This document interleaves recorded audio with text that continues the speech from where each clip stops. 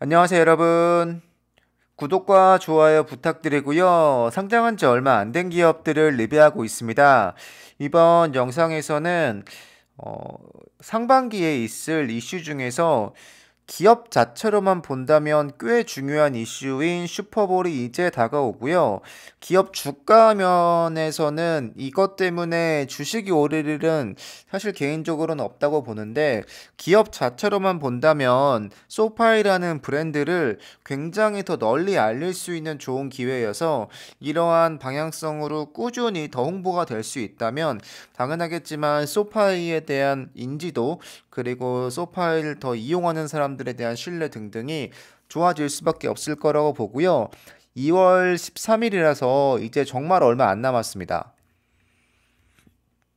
9월 달에 소파이 스타디움에 대한 검색량이 굉장히 많이 증가했습니다. 다들 기억하시겠지만 이때 방탄이 공연을 한다는 뉴스가 처음 나오기 시작했을 때가 9월이고, 티켓팅 관련 이야기나 여러 이슈가 나올 때였는데요.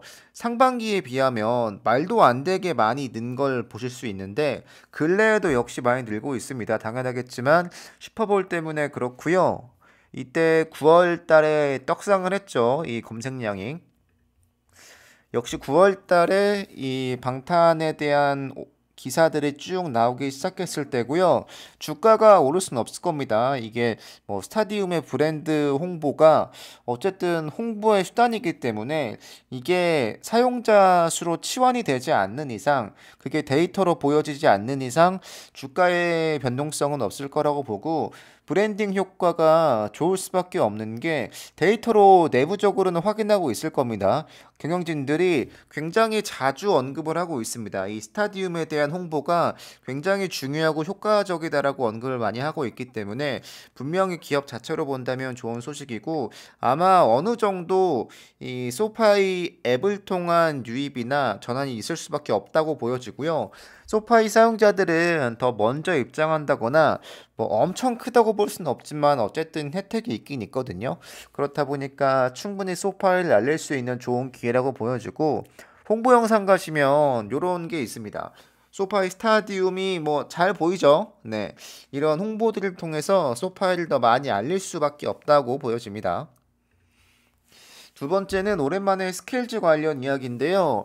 최근에 주가가 많이 하락을 했고 반등을 좀 크게 하긴 했는데, 저점에서 너무 많이 하락을 한 상태여서 반등을 해도 사실은 말도 안 되게 많이 내려온 정도인데, 근래 전해드릴 만한 소식이 크게 없었습니다. 근데 이게 안 좋은 소식일 수 있는 뉴스인데, 캐시우드가 스킬즈의 주식을 꽤 많이 계속해서 매도하고 있습니다. 문제는 계속해서 매도하고 있다는 건데, 이게 캐시우드 때문에 유명해진 것도 어느 정도 맞긴 맞거든요, 분명히. 근데 여기서 좀 비난을 받고 있는 건, 캐시우드가 뭔가 혁신적인 기업에 투자한다고 스킬즈나 여러 기업들을 매수했는데, 불과 1년, 2년 사이에 이 기업들을 꽤 많이 매도하고 있는 지금의 상황이 캐시우드를 더욱더 뭔가 안 좋게 보는 사람들에게 먹이를 던져주는 느낌이 분명히 있고, 싫어하는 사람이 원래 있던 이미지였으니까, 그럼에도 불구하고 이런 스킬즈의 매도는 개인적으로 볼 때는 조금 아쉬운 행보이지 않을까 싶습니다. 물론 장이 하락하니까 어느 정도 매도하는 것쯤이야 충분히 이해할 수 있겠는데, 최근에는 거의 매도밖에 없기 때문에 조금 스킬즈 주주 입장에서는 아쉬울 수밖에 없고, 이 기사에서 언급이 되고 있는 건 상당한 포지션을 매각했다고 돼 있고요.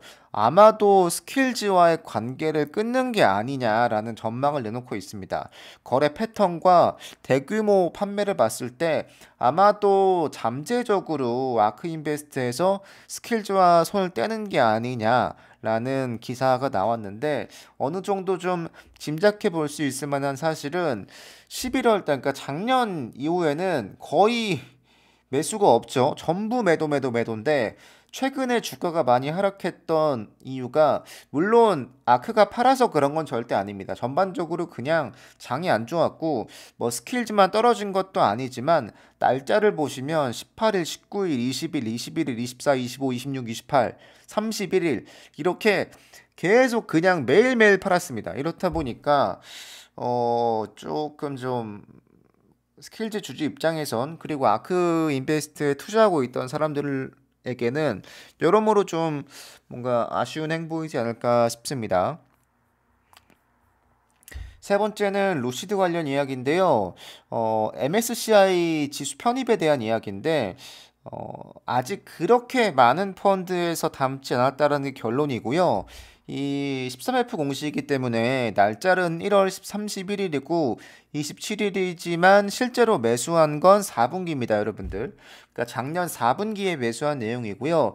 이 이야기인즉슨 지금 나오고 있는 요 날짜는 그냥 공개 날짜일 뿐이지 31일에 매수했다는 게 아닙니다. 그래서 네, 10월 1일부터 12월 31일까지 매매 동향인데 MSCI가 편입이 된 게 실제로 12월쯤이다 보니까 아마 제가 생각할 때도 이 펀드들이 리밸런싱을 좀 해야 되는 기간이 있을 텐데 굉장히 많이 담긴 좀 어렵지 않겠느냐라는 생각을 하고 있었는데 최근까지 공개된 것들 보면 실제로 그렇고요.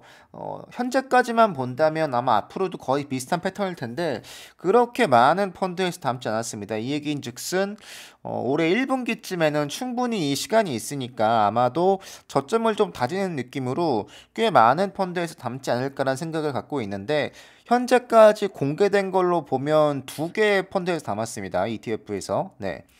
많지 않죠? 물량도 많지 않습니다. 위에 보시면 네, 이 MSCI USA ETF 있고요. 여기도 역시 MSCI ETF 있습니다. 수량이 24,000, 2,700 뭐 이 정도여서 굉장히 무의미할 수 있지만 이 MSCI를 추종하는 굉장히 많은 것들이 있습니다. 그래서 아직 뭔가 그 물결의 흐름을 이 루시드가 담지 못하고 있는 느낌인데 이건 시간이 충분히 해결해 줄 수 있다 보니까 아마 4월쯤에 공개되는 1분기 13F 공시에서는 이 MSCI들이 좀 바닥을 다져주는 느낌이지 않을까. 아마 지금도 계속 매수하고 있을 겁니다. 그래서 요거를 좀 지켜봐야 할 것 같고요. 이걸 반대로 생각해 보면 우리가 그토록 호재라고 이야기해왔던 MSCI 편입이 아직 효과를 본 건 아니다. 그래서 실제로 뭔가 주가가 반영이 되진 않았다라는 게 중요한 거고 매수를 더 많이 하는 시점이 온다면 그 바닥이 조금 더 탄탄해질 수밖에 없겠죠. 왜냐하면 기관 물량이 늘어난다는 건 그런 의미가 분명히 있다 보니까 그럴 거라고 보고요. 이 1월 28일 날 공개된 블랙스톤 그룹에 꽤 많은 수량을 매수한 내역이 있는데요. 약 800만 주 정도 됩니다. 네. 그렇기 때문에 이 수량들이 계속 쌓이다 보면 기업의 주가를 좀 방어해 줄 수 있는 좋은 소식이지 않을까 싶습니다. 정리하면 아직까지 그렇게 많은 MSCI 관련 추종 뭐 ETF나 기타 등등에서 담지 않았고요. 반대로 생각하면 이번 현재 1분기에 물량을 늘릴 거라고 보고 주가가 내려왔기 때문에 아마 열심히 담고 있을 거라고 생각을 합니다. 다만 이 내용은 3월, 4월 돼야 확인이 가능하고 정리하자면 13F 공시는 분기 마감 후 45일 이내 공시하면 되는 거여서 실시간이 아닙니다. 그렇다 보니까 여러분들께서 참고하시면 됩니다. 네. 이 내용 여기서 마치겠습니다. 여러분들 감사합니다.